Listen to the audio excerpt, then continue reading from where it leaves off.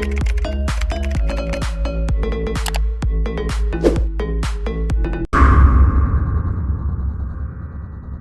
இந்த வீடியோவில் நம்ம வந்து லெட்டர்ஹெட், இன்வாய்ஸ், நேம் போர்டு இந்த மூணுலேயும் என்னென்ன அம்சங்கள் இருக்கணுன்றதை பார்த்துருவோம். ஒரு செக்லிஸ்ட் மாதிரி கொடுத்துட்றேன்.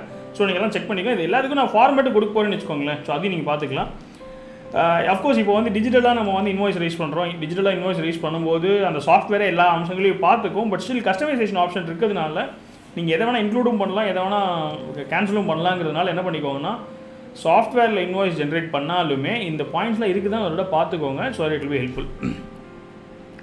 ஸோ முதல்ல name board. So name board பொறுத்த வரைக்கும் ஒரு 3 ரூல் தாங்க. முதல் பாயிண்ட் என்னென்னு கேட்டிங்கன்னா, தமிழ்நாடு பொறுத்த வரைக்கும் நீங்கள் வந்து நேம் போர்டில் இங்கிலீஷ்லேயும் இருக்கணும், தமிழ்லேயும் இருக்கணும். இங்கிலீஷில் இருக்கணும்னு கம்பல்சரி கிடையாது, பட் தென் தமிழில் இருக்கணுன்றது கம்பல்சரி. ஸோ உங்கள் நேம் போர்டில் ரெண்டுமே இருக்குதான்னு பார்த்துக்கோங்க. ரெண்டாவது பாயிண்ட் என்னென்னு கேட்டிங்கன்னா, ஜிஎஸ்டி நம்பர்.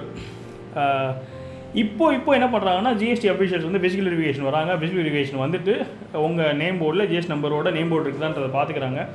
கம்பெனி ரெஜிஸ்ட்ரேஷன் இருந்தால் கம்பெனிஸ் ஆக்ட்லேருந்துமே இந்த ரூல்ஸ் சொல்கிறாங்க.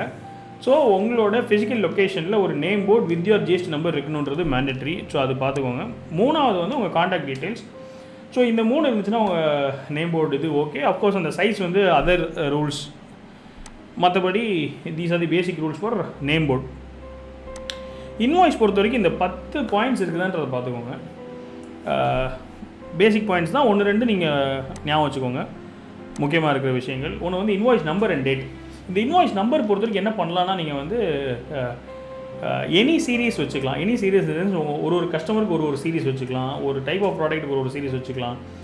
இல்லை ஒரு லொக்கேஷனுக்கு ஒரு சீரீஸ் வச்சுக்கலாம். இந்த மாதிரி நீங்கள் சீரீஸ் நீங்களே முடிவு பண்ணிக்கலாம். ஆனால் ஒரு பாயிண்ட் அவங்க என்ன சொல்கிறாங்கன்னா, எவ்ரி இயர் நீங்கள் அஃப்ரெஷ்ஷாக இன்வாய்ஸ் நம்பரிங் ஸ்டார்ட் பண்ணுங்கன்றாங்க.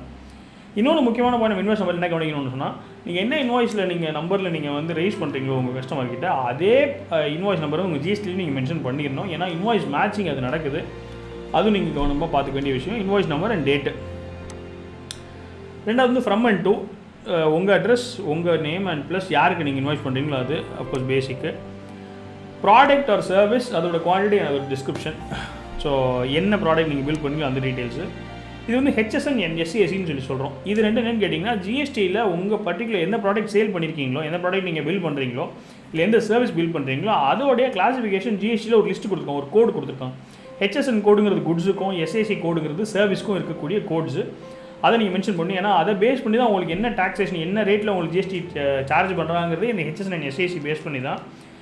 இது வந்து மினிமம் 4 டிஜிட்ஸ்லேருந்து நீங்கள் வந்து மென்ஷன் பண்ணணும்னு சொல்லிட்டு ஜிஎஸ்டியில் ரூல்ஸ் இருக்குது. அது நீங்கள் ஜிஎஸ்டி மாடியூல்குள்ளே போயிட்டு பார்த்துக்கோங்க. ஜிஎஸ்டி மாடியூல் போனீங்கன்னா நம்ம அதை பற்றி டீட்டெயிலாக சொல்லியிருப்பேன். இந்த மாதிரி யாரெல்லாம் வந்து 4 டிஜிட்ஸ் மென்ஷன் பண்ணால் போதும், யார் வந்து ஃபுல் ஹெச்எஸ்என் கோடை மென்ஷன் பண்ணுவங்களாம் மென்ஷன் பண்ணியிருப்போம், சொல்லியிருப்பேன். அது நீங்கள் பார்த்துக்கோங்க. ஸோ அது பேஸ் பண்ணி நீங்கள் என்ன ப்ராடக்ட் பில் பண்ணுறீங்களோ, ஒரு ப்ராடக்ட் பில் பண்ணி, ஒரே பில்லில் 10 ப்ராடக்ட் இருக்குன்னா 10 ப்ராடக்ட்டுக்கு 10 தனித்தனி ஹெச்எஸ்என் கோடு இருக்கும். ஒரு 4 சர்வீஸ் இருக்குது ஒரே பில்லுன்னு சொன்னால் 4 சர்வீஸ்க்கும் தனித்தனி எஸ்ஐசி கோடு இருக்கும். அதெல்லாமே நீங்கள் மென்ஷன் பண்ணி அதுக்கு உண்டான ஜிஎஸ்டி போட்டு நீங்கள் கொண்டு போகணும். அதுக்கு ஃபார்மேட் இருக்குன்னு வச்சுக்கோங்க, பார்த்துக்கோங்க. அடுத்து வந்து ஜிஎஸ்டி டீட்டெயில்ஸ். ஸோ ஜிஎஸ்டி, உங்கள் ஜிஎஸ்டி நம்பர், பிளேஸ் ஆஃப் சப்ளைன்னு ஒன்று இருக்குது. அதுவும் நீங்கள் ஜிஎஸ்டி மாடியூல் போனீங்கன்னா பிளேஸ் ஆஃப் சப்ளைங்கிறது என்னன்னு சொல்லியிருப்பேன். அதுவும் நீங்கள் இன்வாய்ஸில் மென்ஷன் பண்ணணும். இது ஜிஎஸ்டியில் சொல்கிற இன்வாய்ஸோடைய ரூல்ஸ். ஸோ ஜிஎஸ்டி டிபார்ட்மெண்ட்லேருந்து உங்கள் இன்வாய்ஸில் என்னலாம் இருக்குன்னு அவங்க மென்ஷன் பண்ணுறாங்க, அவங்க கட்டாயப்படுத்துறாங்க இல்லையா. அதில் அவங்க என்ன சொல்கிறாங்கன்னா, பிளேஸ் ஆஃப் சப்ளை மென்ஷன் பண்ணணும் சொல்லி, பிளேஸ் ஆஃப் சப்ளை பேஸ் பண்ணி உங்களோட ஜிஎஸ்டி மாறும். அதனால பிளேஸ் ஆஃப் சப்ளை மென்ஷன் பண்ணி சொல்கிறாங்க. ஸோ டிஃப்ரெண்ட் ரேட்டில் ஜிஎஸ்டி இருந்துச்சுன்னா அந்த ஒரு ரேட்டுக்கும் நீங்கள் ஜிஎஸ்டி போட்டு டோட்டலாக நீங்கள் வந்து எஸ்ஜிஎஸ்டி, சிஜிஎஸ்டி, ஐஜிஎஸ்டி இருந்துச்சுன்னா ஐஜிஎஸ்டி இதெல்லாம் மென்ஷன் பண்ணணும். ஸோ அதுவும் வந்து one of the rules invoice பொறுத்த வரைக்கும். அமௌண்ட் வந்து நீங்கள் நம்பர்லேயும் மென்ஷன் பண்ணணும், வேர்ட்லேயும் மென்ஷன் பண்ணணும்.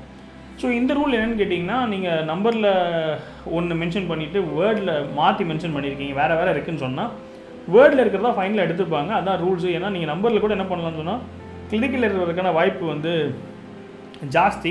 ஆனால் வேர்ட்ஸில் வந்து தப்பாக எழுதுறதுக்கான வாய்ப்பு கம்மிங்கிறதுனால அது வந்து டேக்ஸ் ப்ரெசிடென்ஸ். ஸோ வேர்டில் இருக்கிறதுக்கு வந்து அதிக முக்கியத்துவம் கொடுப்பாங்க. ஸோ உங்கள் இன்வாய்ஸில் அமௌண்ட் நீங்கள் எப்படி பண்ணணும்னா ரெண்டுமே பண்ணணும். அடுத்து வந்து பேமெண்ட் டேர்ம்ஸு.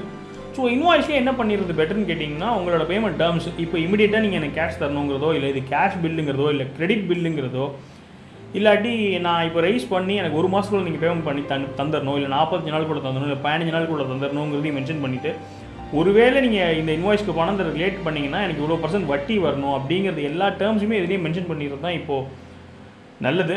இது போக நீங்கள் தனியாக ஒரு கான்ட்ராக்ட் வச்சிருக்கலாம். அப்படி கான்ட்ராக்ட் வச்சிருந்தீங்கன்னா அந்த கான்ட்ராக்டோட கிளாஸ் பேஸ் பண்ணி அதுபடி நீங்கள் அந்த பேமெண்ட் பண்ணிக்கோங்கிறத மென்ஷன் பண்ணிக்கலாம். But what ever it is, payment terms இருக்கிறது வந்து ரொம்ப முக்கியமான பாயிண்ட் இன்வாய்ஸ் பொறுத்த வரைக்கும். அதுக்கடுத்தது எந்த அக்கௌண்ட்டில் வந்து அவங்கள பணத்தை ட்ரான்ஸ்ஃபர் பண்ண சொல்கிற போகிறீங்களோ, இல்லாட்டி எந்த பேரில் அவங்க செக் எழுதி கொடுக்கணுமோ, இல்லை எந்த யூபிஐயில் வந்து அவங்க அனுப்பணுமோ, எந்த நம்பருக்கு அனுப்பணுமோ, இந்த மாதிரி அந்த டீட்டெயில்ஸுமே நீங்கள் மென்ஷன் பண்ணிடுறது நல்லது. ஸோ அது வந்து 8வது பாயிண்ட். 9வது பாயிண்ட் வந்து பர்ச்சேஸ் ஆர்டர் ஆர் ரெஃபரன்ஸ். இப்போ நீங்கள் ஒரு இன்வாய்ஸ் பண்ணுறீங்க இல்லையா, இந்த இன்வாய்ஸ் எதனால் பண்ணுறீங்கன்னா, கஸ்டமர் வந்து உங்ககிட்ட ஆர்டர் ப்ளேஸ் பண்ணியிருப்பார், இல்லாட்டி நீங்கள் வேலையே பண்ணி முடிச்சிருப்பீங்க. இந்த மாதிரி என்ன பேசிஸில் நீங்கள் இந்த இன்வாய்ஸ் ரைஸ் பண்ணுறீங்கிறது தான் வந்து இந்த ரெஃபரன்ஸு. ஸோ பர்ச்சேஸ் ஆர்டர் உங்களுக்கு வந்து ஆக்சுவலாக வந்திருக்கலாம், இல்லாட்டி வாட்ஸ்அப்பில் உங்களுக்கு கம்யூனிகேட் பண்ணிக்கலாம். இப்போலாம் வாட்ஸ்அப் கான்வர்சேஷன் பேஸ் பண்ணி நான் இன்வாய்ஸ் ரைஸ் பண்ணுறேன்றது கூட மென்ஷன் பண்ணிடுற பழக்கம் வந்துருச்சு. So it's a good practice. நீங்கள் என்ன பேசிஸில் நான் இந்த இன்வாய்ஸ் ரைஸ் பண்ணியிருக்கேன்னு சொல்கிறது, ஒரு வேலை முடிஞ்சிருந்துச்சுன்னா இந்த வேலை இந்த அன்னைக்கு நடந்ததுக்காக நான் பில் ரைஸ் பண்ணுறேன்றதையும் மென்ஷன் பண்ணிடுங்க. ஸோ தட் நாளைக்கு குழப்பம் இல்லாமல் ஒரு தெளிவாக இருக்கும். இந்த இன்வாய்ஸ் தான் அந்த இன்வாய்ஸ், என்ன ஒரே அமௌண்ட்டில் நீங்கள் 2-3 இன்வாய்ஸ் பண்ணுறீங்கன்னு சொன்னால் அந்த குழப்பம் வரக்கூடாது. ஸோ எதுக்கான இன்வாய்ஸுங்கிறத தெளிவாக மென்ஷன் பண்ணிடுறது பெட்ரு. லாஸ்ட் பாயிண்ட் வந்து யார் வந்து இந்த இன்வாய்ஸை ப்ரிப்பேர் பண்ணது, யார் அத்தரைஸ் பண்ணது, ஸோ தட் அந்த அங்கீகாரத்தோடு இந்த இன்வாய்ஸ் வந்து போய் சேரும். இந்த 10 பாயிண்ட் செக்லிஸ்ட் மாதிரி வச்சுக்கிட்டு நீங்கள் ஒன்ஸ் தான் ப்ரிப்பேர் பண்ண போகிறீங்க. அந்த ஒன்ஸ் ப்ரிப்பேர் பண்ணும்போது எல்லா பாயிண்ட்ஸ் இருக்குதான்றதை பார்த்துக்கோங்க. டிஜிட்டல் இன்வாய்ஸாக இருந்தாலும் சாஃப்ட்வேரில் ப்ரிப்பேர் பண்ணுறதா இருந்தாலுமே என்ன பண்ணிருங்கன்னா இது எல்லா பாயிண்ட்ஸுமே இருக்குதான்றதோட செக் பண்ணிக்கோங்க. லெட்டர் ஹெட் அதே மாதிரி தான், ஒரு பேசிக்காக 3 பாயிண்ட்டு. ஒன்று வந்து அஃப்கோர்ஸ் ஜிஎஸ்டி நம்பர் மென்ஷன் பண்ண சொல்கிறாங்க. உங்களுக்கு லெட்டர் ஹெட்லேயே வந்து யூ மென்ஷன் யர் ஜிஎஸ்டி. 2வது ரெஜிஸ்ட்ரேஷன் நம்பர். உங்கள் கம்பெனியாக இருந்தால் சின்னு சொல்லுவோம், கம்பெனி ஐடென்டிஃபிகேஷன் நம்பர், அந்த நம்பரை மென்ஷன் பண்ணிடலாம். பார்ட்னர்ஷிப்பாக இருந்துச்சுன்னா உங்கள் பார்ட்னர்ஷிப், அதுவும் ரெஜிஸ்டர்ட் பார்ட்னர்ஷிப்பாக இருந்துச்சுன்னா அது ரெஜிஸ்டர்ட் பார்ட்னர்ஷிப்போடைய அந்த நம்பரை மென்ஷன் பண்ணிடலாம். அப்புறம் of course your address and contact, company name, logo, இதெல்லாம் பேசிக்காக இருக்கக்கூடிய விஷயங்கள். ஸோ இதெல்லாம் தான் வந்து நம்மளுடைய இந்த வீடியோவில் நம்ம பார்த்துருக்க 3 நேம் போர்டில் என்னென்ன கண்டிஷன்ஸ் பார்க்குறோம். இன்வாய்ஸில் ஒரு 10 செக்லிஸ்ட் வச்சுருக்கோம், அதெல்லாமே இருக்குதான்னு பார்த்துக்கோங்க. லெட்டர் ஹெட்டில் இருக்கிறது பாயிண்ட்டு. ஸோ ஸ்டேஷ்னரிஸ் இந்த மாடியூலில் இந்த கோர்ஸில் நம்ம என்னெல்லாம் பார்த்துருக்கோம்னு சொன்னால், வவுச்சர்ஸ் என்னென்ன வவுச்சர்ஸ் மெயின்டைன் பண்ணணும், அதில் என்னென்ன அம்சங்கள்லாம் இருக்கணும்னு பார்த்துருக்கோம். ரப்பர் ஸ்டாம்பில் என்னென்ன எத்தனை டைப் ஆஃப் ரப்பர் ஸ்டாம்ப், அதோட ஃபார்மேட்ஸ் பார்த்துருக்கோம். இன்வாய்ஸில் என்னென்ன இருக்கணும்னு பார்க்குறோம். அதுக்கப்புறமா name board, letter head. So இது எல்லாத்துக்குமே இந்த ஸ்டேஷ்னரி கோர்ஸில் நம்மளுக்கு என்ன இருக்குன்னு சொன்னால் ஃபார்மேட்ஸ் இருக்கும். வவுச்சர் ஃபார்மேட்ஸ் இருக்கும், லெட்டர் ஹெட் ஃபார்மேட்ஸ் இருக்கும், ரப்பர் ஸ்டாம்ப் ஃபார்மேட்ஸ் இருக்கும், இன்வாய்ஸ் ஃபார்மேட்ஸ் இருக்கும். எல்லா ஃபார்மேட்ஸுமே டவுன்லோடபிளாக நான் வந்து என்ன கொடுத்துருக்கேன், கீழே கொடுத்துருக்கேன், நீங்கள் டவுன்லோட் பண்ணிக்கோங்க. வேறு ஏதாவது சந்தேகம் இருந்துச்சுன்னா நீங்கள் என்ன பண்ணுங்கள், டிஸ்கஷன் செக்ஷனில் கேளுங்க, நம்ம வந்து will try to clarify it. So நீங்களும் உங்களுடைய கம்பெனியோடைய லெட்டர் ஹெட் ஃபோட்டோவோ இல்லாட்டி உங்கள் ரப்பர் ஸ்டாம்ப் வேணால் லெட்டர் ஹெட் ஃபோட்டோவோ இல்லாட்டி இன்வாய்ஸ் ஃபோட்டோவோ வேறு டிசைன், புது டிசைனில் பண்ணியிருக்கீங்க. ஏன்னா இது வந்து ஒரு ஆர்ட் தானே. ஸோ டேலியில் ஒரு விதமாக நிறையா டெம்ப்ளேட்ஸ் கொடுக்குறாங்க, ஜோஹோவில் ஒரு விதமான டெம்ப்ளேட்ஸ் கொடுக்குறாங்க, குவிக் புக்ஸில் ஒரு விதமான டெம்ப்ளேட்ஸ் கொடுக்குறாங்க, ஒரு சாஃப்ட்வேர்லேயும் ஒரு டெம்ப்ளேட்ஸ் கொடுக்குறாங்க. ஒரு டெம்ப்ளேட் வரும்போது ஆச்சரியமாக இருக்கும், இவ்வளோ சூப்பராக பண்ணலாமான்னு சொல்லிட்டு. ரைட் சைடில் பிளேஸ் ஆஃப் சப்ளைட்டு பேமெண்ட் டேர்ம்ஸ்லாம் ஒன்று, இல்லாட்டி கீழே வர்ற மாதிரி இந்த மாதிரி நிறையா பண்ணுறாங்க. உங்களுக்கு இந்த மாதிரி ஏதாவது இன்னோவேட்டிவாக கிடைச்சிருக்கு டிசைன்ஸ்னு சொன்னால் அதுவும் ஷேர் பண்ணுங்கள், நம்ம மெம்பர்ஸ் யூஸ் பண்ணிட்டோம், இல்லை நீங்களும் மற்ற டிசைன்ஸ் பார்த்து யூஸ் பண்ணிக்கலாம். ஸோ அடுத்த கோர்ஸில் உங்களை பார்க்குறேன்.